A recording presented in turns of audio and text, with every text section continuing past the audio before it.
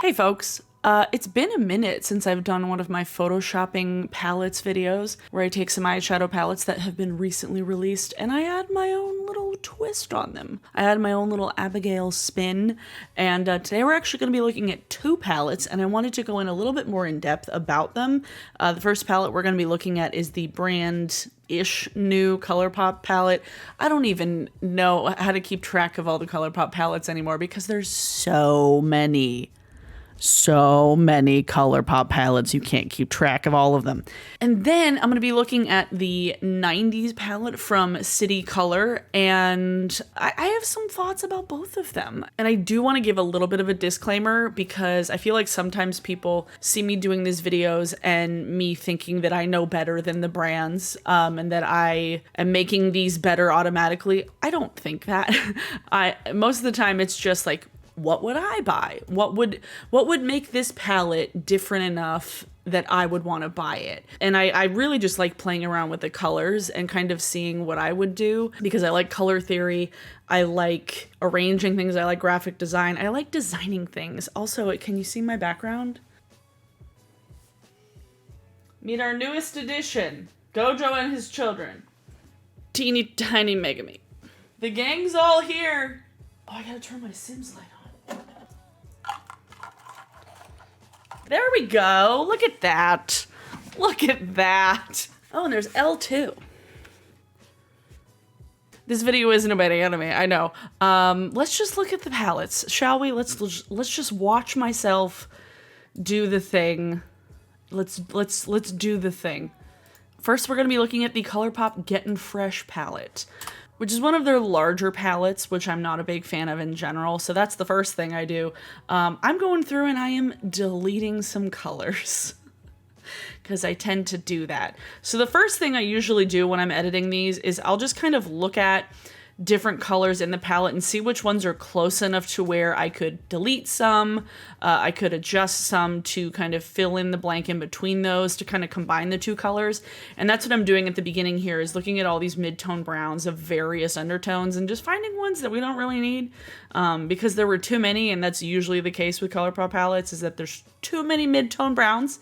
I'm basically going in, finding ones that don't need to be there, and rearranging the ones that do. With the colors that have shimmer in them, I'm actually just using the circle ellipsis tool rather than my magic wand, because there's always like little speckles in there that kind of are differentiation in colors. As you can see, I'm deleting some of the shimmery shades too that show a lot of similarities to each other, again, because how many champagne-y, bronzy brown colors do we need in one single palette?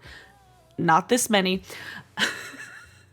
I think most of this palette, I actually just use that circular ellipsis tool, which I find very easy because everything is round.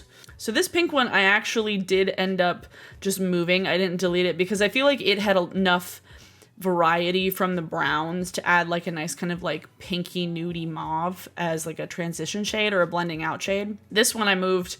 Did I end up keeping it? I think I ended up keeping it. There's a couple in here that I'm still working on that I end up deleting eventually.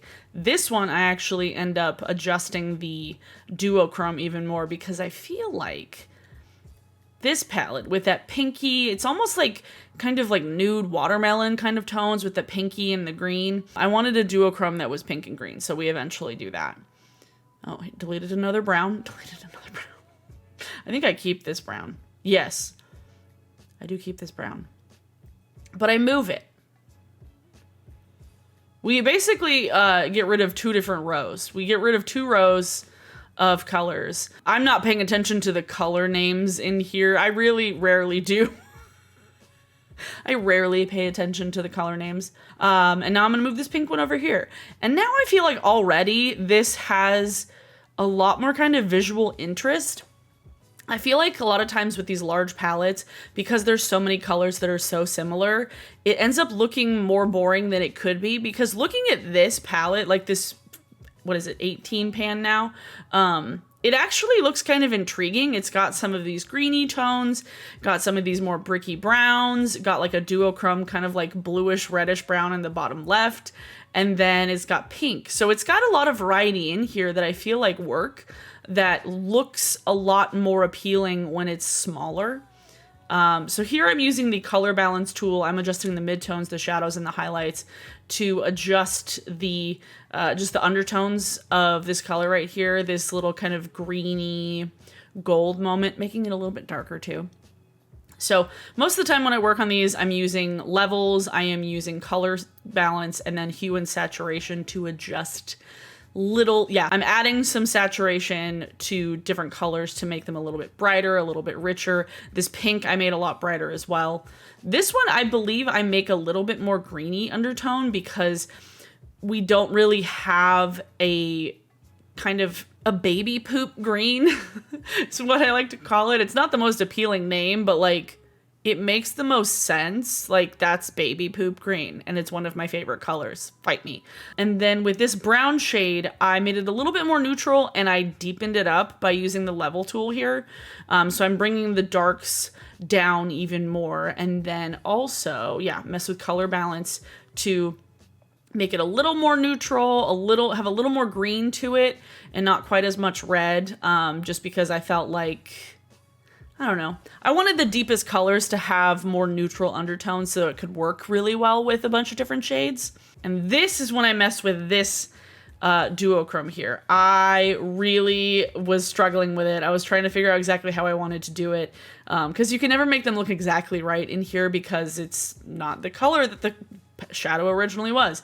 So I messed with the color balance a ton to make it not look like super bright, super yellow, just this kind of perfect balance of this kind of peachy pink and this like limey acid green, which I think like would like be a really cool duochrome. Like, does that exist? Like an acid green and a peachy pink? Like, I know there's gold, but I don't know if I've seen like a green and pink, that kind of undertone. But I want that. Does that exist? Somebody tell me if that exists because I want it. Okay, so I'm testing to see the difference. So this is all the difference I've already made just by adjusting some of the colors and rearranging them and deleting them. So now what I'm gonna do is take this snapshot and actually just cut the top part off, which I feel like came together really, really well. Weirdly enough. Yeah, just the biggest difference between these. It's got more depth, it's got more saturation, but it has the same feel and the same vibe that I think I try to do a lot of times with these palettes. I don't try and like completely change them. Sometimes I do, but with this one, I feel like this still has the same kind of vibe. I don't like using vibe, but got the same kind of thing as the other palette already did. So now we're making magic happen. Photoshop. The easiest Photoshop job to adjust that thing because everything was perfectly lined up in the photo. Mwah, ColourPop. Product photos, 10 out of 10 every single time. ColourPop product photos are some of my favorites because I feel like they don't over-exaggerate. They sometimes even under-exaggerate. Like they make them look a little bit worse in photos than they do in real life, which I feel like is better than making photos look better than they do in real life, personally. So I really like how this one ended up. I think it looks really cool. It looks very summery. I really like that whole green and pink juxtaposition as far as brights go. I like those two colors together. I have a couple of palettes. The Flower Punk palette from Kaleidos is the first one that comes to mind, but I like that combination, especially when it's not like hot pink and Kelly green. Like hot pink and Kelly green, not my favorite. Feels very like early 2000s MTV. I don't know why. But this kind of peachy pink and a limey kind of acid green, I feel like really works well. And I like this one a lot. But like I said, I'm not saying that the palette that ColourPop came out with was necessarily bad. It's just not my thing, you know? Just not my thing. I don't like big palettes. I don't like big palettes with 7 different mid-tone browns that look almost exactly the same. But some people do, and that's totally fine. Now, next, this palette kind of confused me when I saw it on Instagram because when I looked at it and I was like, oh, that's kind of a fun rainbow palette, and coming out during June, I figured it was a Pride palette. And I was like, this is actually kind of a fun, very bright, a little bit pastel, like it's not quite neon, but still very bright, kind of take on a rainbow palette with the different greens, the different yellows. Like, I thought this was a decent rainbow palette. But then when I saw that the theme was like 90s, like whatever type theme, I'm like, I was alive in the 90s, and I'm sorry, but the only thing that was 90s very specifically that was full on rainbow was like Lisa Frank. Like there were some like children's products obviously had some like rainbow stuff, but that was kind of just the norm. But if you really think of 90s brights, Lisa Frank is the one thing that comes to mind for like hot rainbow. But that's not what I felt like this was doing. And a lot of the design on the front was very, very 90s kind of theme, very 90s aesthetic with a lot of like different fonts and kind of like mismatched placement of fonts. Like the design of the palette on the outside was not bad. Like I thought it was kind of cute. It was kind of nostalgic. I love the 90s. I'm wearing a fucking flannel. It was my childhood. When I looked at this palette, I saw some colors in here that did read very 90s, but in a different way. So I took this in more of a like Memphis design, and I mean you'll see. So I actually grabbed a handful of photos from Google to kind of use as reference.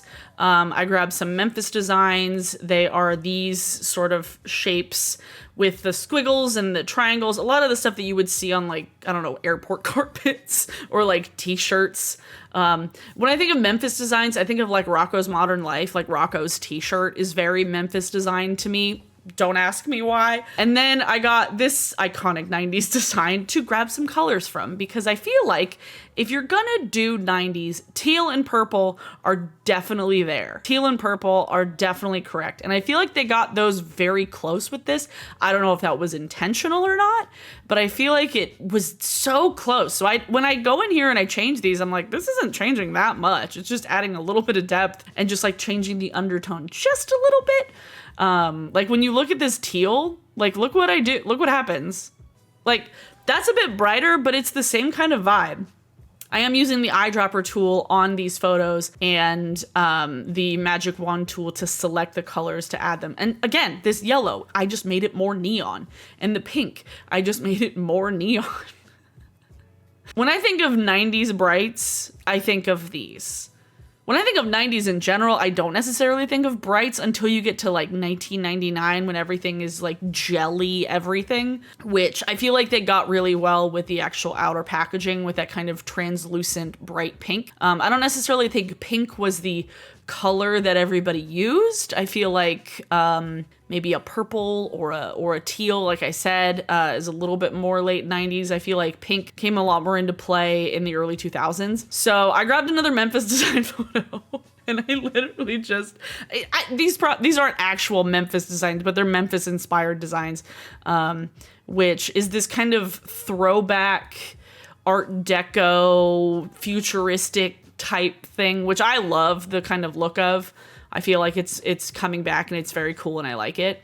So with these 90s brights, the kind of hot pink, the hot neon yellow, there was also a lot of this kind of washed out, kind of almost pastel, like that pink I just added down in the color that's just titled 90s. It's like hypercolor, like this kind of bleached neon, if that makes sense, where it was a brighter shirt, but it's been out in the sun, sitting in the sun for 2 months. I feel like that's a lot of the brights that we saw in the 90s, at least from what I remember in my wardrobe as a young child. So I'm making this teal even brighter and a shimmer. So I didn't actually delete any colors from here. I feel like it's a decent sized palette. It's not too big. But some of the colors at first glance look kind of similar, but some of them are also shimmers versus mattes.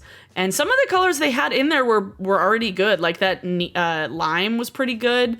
The shimmers, I think overall were decent. I do end up changing the brown and the blue in the far right because I don't feel like those really match or vibe much of anything else. They stuck out like sore thumbs. And then that red, I believe. Or no, I did delete colors. I deleted 3 colors. Yes, I was like, wait a second. I feel like I did make it smaller.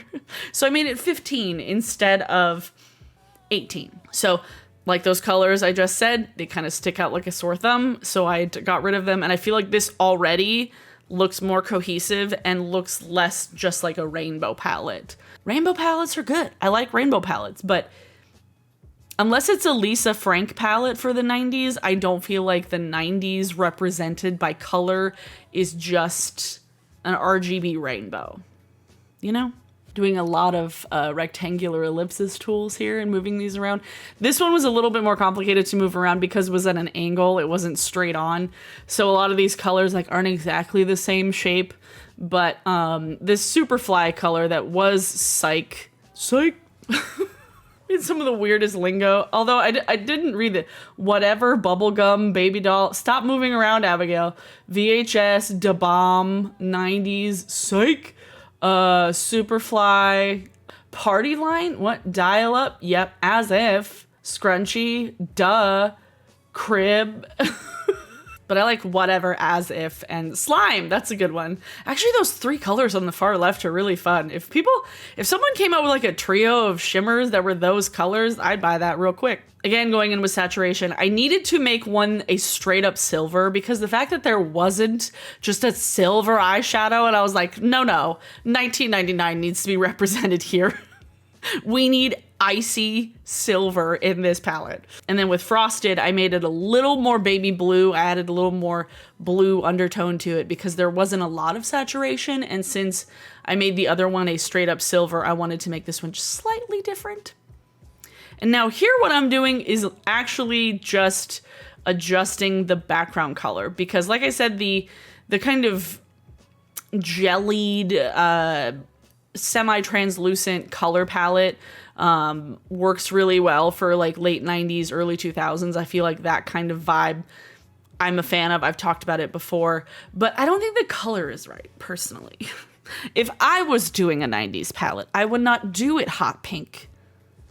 No. 80s palettes, hot pink, all the way. Give me 80s hot pink all the way. But 90s, we're really getting into the purple, babes. We're really getting into the purple.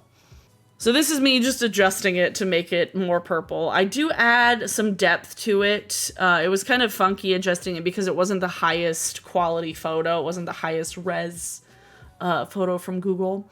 But I like how it turned out. I think it looks really cool. You know, I would buy that. I feel like the darker purple makes the colors pop a lot more. I feel like when you have a brights palette and the background color is almost the same color as one of the shades in the palette and it's one of the brightest, it makes everything else look more washed out. It's not super flattering to the other colors in there. And I feel like the pink didn't do it much service as far as making the colors in the palette look really good. Having it be darker makes the brights pop. It makes the shimmers pop a lot more. The darker shades in there, it doesn't really do a whole lot to them specifically. But for the other shades, I feel like it really works in their favor, for sure. You know, I like this. It has more depth. It's not just a rainbow palette anymore. You know, like it's not just a rainbow palette. I've never tried City Colors cosmetics, so I don't know what the quality is like, but the packaging, I really, really like it. And I like the concept and I like a lot about it. I just feel like sometimes I'm not going to make assumptions, but sometimes I think because 90s aesthetic is coming back into style, a lot of people are kind of like taking bits and pieces of it, which is great, by the way. Like, I love the idea of taking things that were popular from when I was a kid and bringing them back just like slightly tweaked, where it's like, you guys are much better at doing your eyebrows now than we were. We didn't know anything about eyebrows. We overplucked the shit out of them. Eyebrows, who are they? So taking those 90s aspects and kind of updating them for newer techniques or newer styles that fit more today. I like that that's happening because I get to see a little bit of my childhood come back. I get to not feel as weird sometimes. Like, if I know all these 90s references and stuff, like, sometimes I feel cool now, okay? Sometimes I feel cool. Oh, I should have put my pin on. Oh, man. Cool. Anyway, let me know what you thought of these in the comments down below. I enjoyed them. I feel like I like the versions I made more at the end. But like I said, if you like the versions the way they are, that's awesome. That's great. that's fantastic. Like, I'm not going to yuck your yum. If you like it and you keep it and you buy it, you do you. I'm not going to tell you otherwise. But I just wanted to play around with some color because I haven't done that in a while. And it's been a minute since I've sat in front of my computer for a YouTube video. And also I wanted to show off my shelf. I really wanted to show it off. I think it looks really cute. I got Gojo here. I got all the little guys.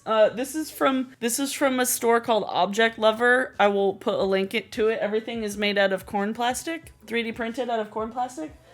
Oh, also this. Okay, I just have to show you this. This is so freaking cool. Josh got this for me. I don't remember when it was. Was it Chris? No, it wasn't. He just got them for me. I don't remember when it was. Might have been Valentine's Day. It's a lenticular print. So see this? It's Sukuna from Jujutsu Kaisen. Oh, now it's Itadori. Oh, look. Oh, isn't that cool? Okay, so we got this serene Gojo. Also, I think this is signed by the Japanese voice actor. I think it's Serene Gojo. Don't fuck with me, Gojo. Serene, don't fuck with me. Serene, don't fuck with me. I'm excited, don't judge me. Anyway, for today's song of the day, let's see. Ooh, actually, Jimmy Eat World came out with a new single recently called Something Loud, and oh my god, it's so good. It's so good, guys. It's so good. It's like the best kind of like old school emo, very reminiscent of The Middle and the Pain. That record, just it's so good. Like Bleed American, that album. They actually had to change the name of it, by the way. They had named their album Bleed American when it first came out in 2001. And then the record label made them change it because of 9/11. Literally, they're like, you can't release this record with this name. But yeah, Something Loud from Jimmy Eat World is your song of the day. Thanks for watching, everybody. If you would like to hang out with me more in this space, follow me on Twitch. I stream on Thursdays and Saturdays. Thursdays usually at about 7 o'clock. Saturdays between 8 o'clock and 9. Sometimes I say it's 8:30 and then I don't start until 9. I am never on time. Literally never on time. So if you're in like Australia, you can catch me in the middle of the day on Sunday. Thanks for watching, everyone. I hope you have a good weekend. It is Friday. Mwah.